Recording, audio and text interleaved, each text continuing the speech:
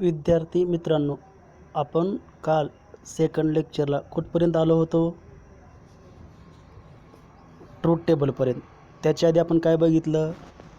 Simple statement, compound statement आणि लास्टला काय बघितलं? Write the symbolic form of the following compound statement. त्या क्वेश्चनचा तुम्ही अभ्यास केला आहे. आपण आज काय बघू? Truth table. बघा, ट्रूथ टेबलची गरज का पडली? We know that simple statement. आता मला सांगा, ट्रूथ व्हॅल्यू सांगायचे तुम्हाला. आपण ट्रूथ टेबलची गरज का पडली? Why need to truth table in mathematical logic? बघा, एक्झाम्पल 2 इज इवन नंबर. ह्याचे आन्सर ट्रू का false? True. Example second, 3 is odd number. ह्याचे आन्सर काय? आल्सो ट्रूच. बट हे झाली दोन सिम्पल स्टेटमेंट. पण ज्यावेळेस तुम्हाला एखादं कंपाऊंड स्टेटमेंट विचारलं जाईल आणि कंपाऊंडची ट्रूथ व्हॅल्यू तुम्हाला राईट करायची आहे, ट्रू किंवा फॉल्स, आणि ते आपण सिम्पल स्टेटमेंटसारखी सांगू शकत नाही आहे, म्हणून आपल्या कशाची गरज पडली? ट्रूथ टेबलची. बघा, आता थिंकिंग करा. मी एक कंपाऊंड स्टेटमेंट रीड करतो, त्याचं मिनिंग बघा काय होतं आहे. 2 is even number and 3 is odd number. ठीक आहे, हे झालं कंपाऊंड स्टेटमेंट. याच्यामध्ये कुठलं आलं आहे? Word and. तुम्हाला माहिती आहे आपला 5 वर्डवर हा चॅप्टर डिपेंड आहे. And, or, if, then, if and only if आणि नॉट. आता ह्या एक्झाम्पलमध्ये मी काय केलं? 2 is even number and 3 is odd number. हे जर मला एकच आन्सर पाहिजे, ट्रू किंवा फॉल्स. मध्ये काय आलं आहे? अँड. दोन सिम्पल वाक्य इथं अँडनं कनेक्ट केलेत, म्हणून आपण अँडला काय म्हणतो? Logical connective. मग ह्याचा सिम्बॉलिक फॉर्म तुम्हाला राईट करता येते. 2ला काय म्हणणार तुम्ही? Let P 2 as even number, let Q 3 is odd number. मग पी आणि क्यूच्यामध्ये काय आलं? अँड. पी अँड क्यूची व्हॅल्यू ट्रू का फॉल्स हे सांगण्यासाठी आपल्याला ट्रूथ टेबलची गरज पडली आहे. आता हे वाक्य मी 4 प्रकारे लिहू शकतो. हे बघा, एकच एक्झाम्पल आपल्या 5 ट्रूथ टेबलला अलाउड आहे, नॉटची गरज नाही आहे. बट पहिल्या 4 ट्रूथ टेबलला हे एकच एक्झाम्पल सपोज करा. नीट बघा. आता मी आपण जे पॉसिबल तुम्ही पण लिहू शकता. 2 is even number and 3 is odd number. पहिल्या वाक्याची किंमत ट्रू, दुसऱ्या वाक्याची किंमत ट्रू. टी अँड टी आलं ना, इक्वल टू काय लिहायचं हे नंतर बघू आपण. आता हेच वाक्य दुसरी पॉसिबिलिटी काही जण कशी लिहू शकतात? 2 is even number and 3 is even number. But ह्या वाक्यामध्ये बघा, पहिल्याचं आन्सर ट्रू येते, दुसऱ्याचं आन्सर काय येते? फॉल्स. झालं, मग टी एफ आलं. आता तिसरं वाक्य, हेच वाक्य तिसऱ्या प्रकारे कसं लिहू शकता तुम्ही? 2 is odd number and 3 is odd number. ह्याच्यामध्ये पहिल्याचं आन्सर काय आलं? फॉल्स, आणि दुसऱ्याचं आन्सर काय आलं? ट्रू. म्हणजे एफ टी झालं. आणि चौथं वाक्य तुम्ही असं लिहू शकता, 2 is odd number and 3 is even number. 3 is even number. चौथं वाक्य कसं लिहू शकता? 2 is odd number and 3 is even number. दोन्ही पण काय झाले? False false. ह्याला म्हणायचं आहे पॅटर्न. कुठलंही कंपाऊंड स्टेटमेंट आपण 4 प्रकारे लिहू शकतो. T T, T F, F T आणि एफ एफ. अदरवाईज आणखी कुठल्याही पॉसिबिलिटी लिहिता येत नाही आहे. ह्यालाच काय म्हणायचं? Statement pattern. 4ही ट्रूथ टेबलमध्ये हे पॅटर्न फिक्स असेल. T T, T F, F T, F F. मी हे तुम्हाला रो वाईज रीड करतो आहे. बघा, टेबल आहे आपला. पहिला आपण कंजक्शन ट्रूथ टेबल बघा. इथं पहिल्या कॉलमध्ये पी लिहिलं आहे. पी म्हणजे काय? सपोज करा तुम्ही 2 इज इवन नंबर, आणि क्यू म्हणजे काय? 3 इज ऑड नंबर. आणि थर्ड कॉलममध्ये सिम्बॉलिक फॉर्म राईट केला बघा. थर्ड कॉलममध्ये पी अँड क्यू, बरोबर. तर आपण रो वाईज रीड करू. टी टी, खाली बघा T F, F T, F F. मी काय रीड केलं? पी आणि क्यूमधले कॉलम रीड केलेत. जर ह्याला काय म्हणतात? Statement pattern. आणि जो थर्ड कॉलम आहे तो ॲन्सर कॉलम आहे तुमचा पी अँड क्यू. म्हणजे जर दोन्ही ट्रू असतील तर त्याचं ॲन्सर काय लिहायचं आहे? ट्रू. पहिलं ट्रू दुसरं फॉल्स तर ॲन्सर काय लिहायचं आहे? फॉल्स. मध्ये अँड आहे, अँड असताना चालू आहे. हा ट्रूथ टेबल फॉर काय आहे? कंजक्शन. तिसरा रो बघा, एफ अँड टी म्हणजे पहिलं फॉल्स दुसरं ट्रू काय लिहायचं? एफ. आणि एफ अँड एफ काय लिहायचं? एफ. मग ओव्हरऑल याच्यावरून काय समजतंय? कंजक्शन ट्रूथ टेबल, किंवा आपण ह्याला काय म्हणू शकतो? अँडचा ट्रूथ टेबल.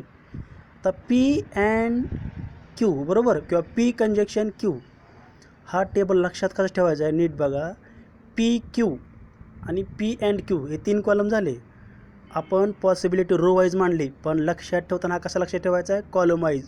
पी क्यू बघा, पी क्यू कॉलममध्ये पी कॉलम कसा लिहायचा? T T F F. P column कसा लिहायचा? T T F F. आणि क्यू कॉलम कसा लिहायचा? T F T F. हाच पॅटर्न आहे चारही ट्रूथ टेबलमध्ये. And, or, if, then, if and only if. समजतं? हा पॅटर्न फिक्स आहे. फक्त चारही टेबलमध्ये चेंज काय होणार आहे तुमचा? ॲन्सर कॉलम जो थर्ड कॉलम आहे, सिम्बॉल प्रत्येक वेळेस सिम्बॉल. अँडच्या वेळेस कंजक्शन येईल, ऑरच्या वेळेस डिस्कंजक्शन येईल, इफ देनच्या वेळेस काय येईल? इम्प्लिकेशन येईल म्हणजे सिंगल ॲरो. आणि इफ अँड ओनली इफला काय येईल? Double arrow. आपण त्याला काय म्हणतो? बाय कंडिशनल किंवा बाय इम्प्लिकेशन. फक्त तुम्हाला चेंज काय करायचं आहे? Third column. तर अँड ट्रूथ टेबल किंवा कंजक्शन ट्रूथ टेबल कसा लक्षात ठेवायचा? थर्ड कॉलम लास्ट बघा. तुमच्या त्या पी क्यूमध्ये एक जरी एफ आला तर ॲन्सर काय लिहायचं आहे? फक्त एफ लिहायचं आहे बघा. T F F T F F. समजतं आहे काय सांगतो आहे मी? हे आन्सर राईट करताना दोन्ही वाक्यामध्ये मध्ये अँड असणार आहे, पण दोन्हीमधलं एक जरी फॉल्स आलं पहिले किंवा दुसरं तर उत्तर काय लिहायचं? फॉल्स. जर दोन्ही ट्रू असतील तरच ॲन्सर काय येतं आहे? ट्रू. हा कुठला ट्रूथ टेबल सांगतं आहे? अँडचा ट्रूथ टेबल. ठीक आहे. मग अँडचा ट्रूथ टेबल कसा लक्षात ठेवणार? Column wise. P colon T T F F, Q column T F T F. ह्याला काय म्हणायचं? पॅटर्न फिक्स आहे हा. ॲन्सर कॉलम काय सांगतो? पहिलं ट्रू, बाकी तिन्ही फॉल्स. बाकी तिन्ही मग तो पॅटर्न लक्षात ठेवायचा खालचा, तोच फिक्स आहे ना इथं. किंवा सिम्पल अँडचा truth value compound conjunction compound स्टेटमेंटची व्हॅल्यू ट्रूथ व्हॅल्यू राईट करताना दोन्हीपैकी जर एक फॉल्स असेल तर ॲन्सर काय येतं आहे? फॉल्स. ठीक आहे. हा झाला अँडचा ट्रूथ टेबल. आपण ट्रूथ टेबल सेकंड बघू, डिस्कंजक्शन. तर बघा टू आहे बा डिस्कंजक्शन. डिस्कंजक्शन कशासाठी यूज करतात? दोन्ही वाक्यामध्ये ऑर आलं तर. मगाचंच example, 2 is even number or 3 is odd number. हे परत आपण 4 प्रकारे लिहू शकतो. रो वाईज कसं लिहू शकतो? T T T F F T F F. मी पी क्यू वाचतो आहे, पी आणि क्यू कॉलम. बट आपण लक्षात कसं ठेवणार आहे? Column wise. P pattern T T F F, Q pattern T F T F. Answer column P disjunction Q. आता हा अँडच्या अपोजिट कॉलम आहे बघा. पी ऑर क्यू लास्ट बघा third column answer column T T T F. ह्याचं meaning काय?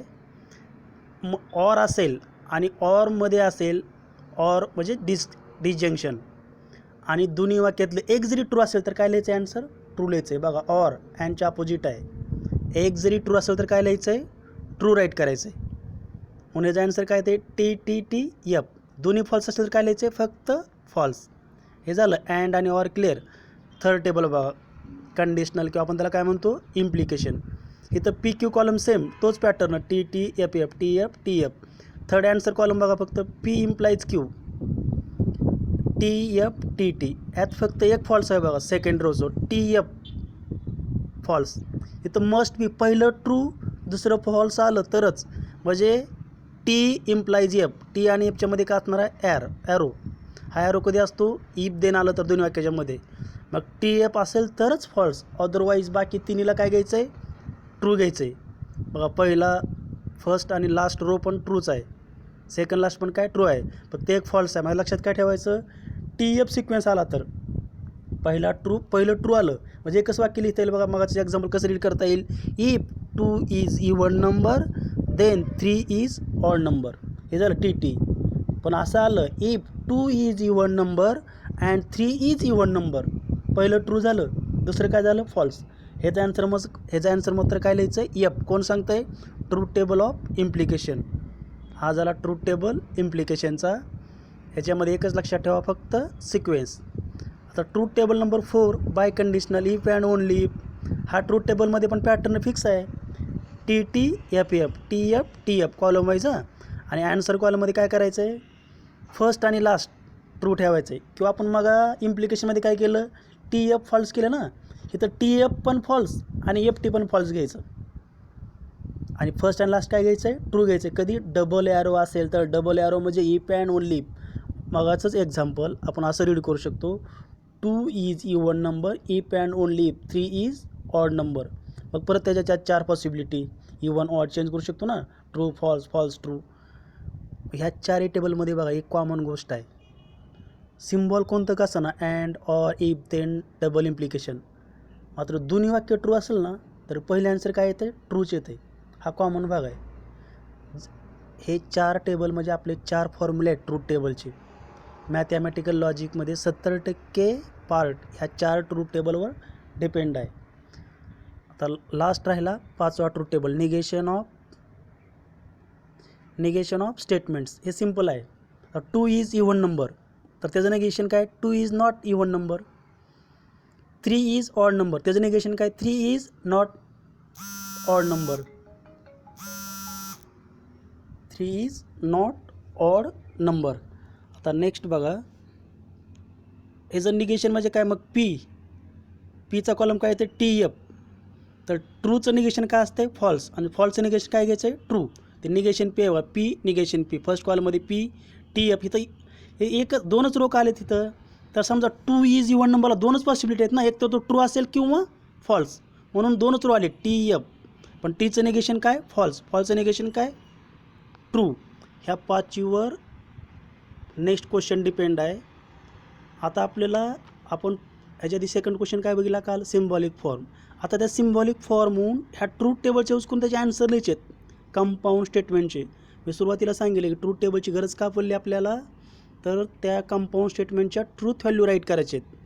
बघा question 2 आहे बघा, क्वेश्चन 2 म्हणजेच example 2, write the truth value of the following statements. त्यातलं एक्झाम्पल फर्स्ट रीड करा, 3 is prime number and 4 is rational number. तर 3 इज प्राईम नंबर, याचा आन्सर आपण ह्याला परत काय करणार, सिम्बॉलिक फॉर्ममध्ये conversion. First P, 3 is prime number. Second Q, 4 is rational number. Truth value of P म्हणजे पहिल्या वाक्याचा आन्सर काय, टी आहे. आणि 4 इज रॅशनल नंबर हे पण ट्रू आहे ना, दोन्ही काय झालं, ट्रू ट्रू. मध्ये काय आलं, अँड.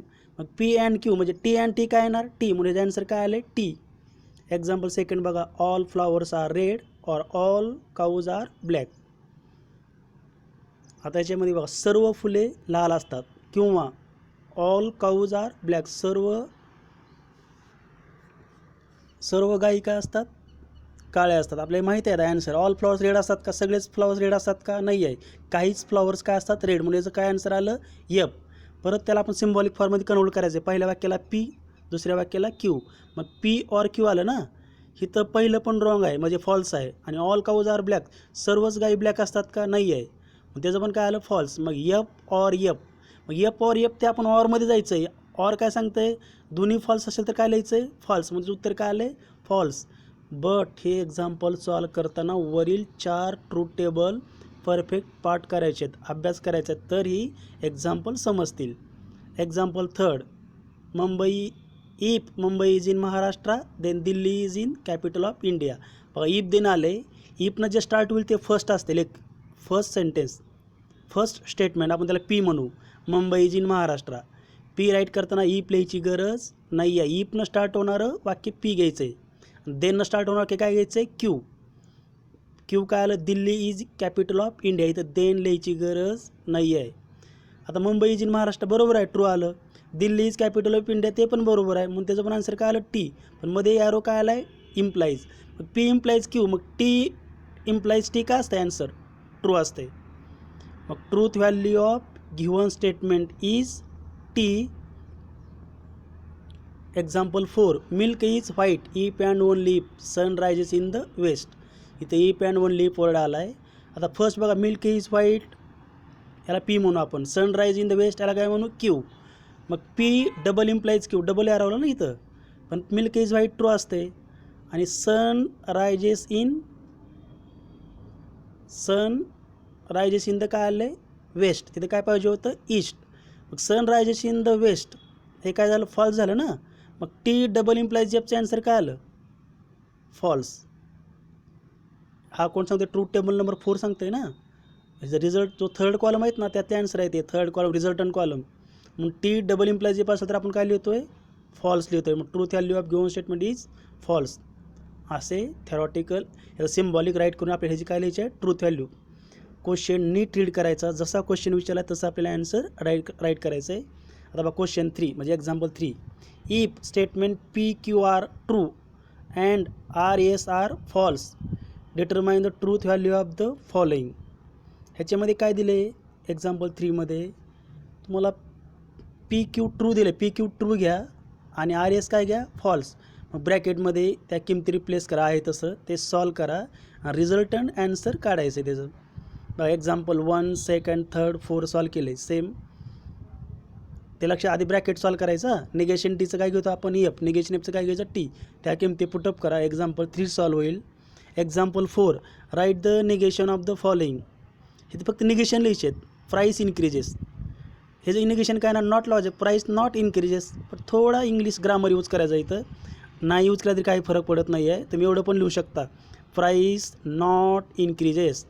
आता प्राईस इथे इन्क्रीजेस ES आले ना इथं मग समजतं आहे प्राईस डज नॉट इन्क्रीजेस. तर 0 factor not equal to 1. Equal टूचं निगेशन काय असतं not equal to. Not equal to negation काय असणार आहे equal to. 0 factorial equal to 1.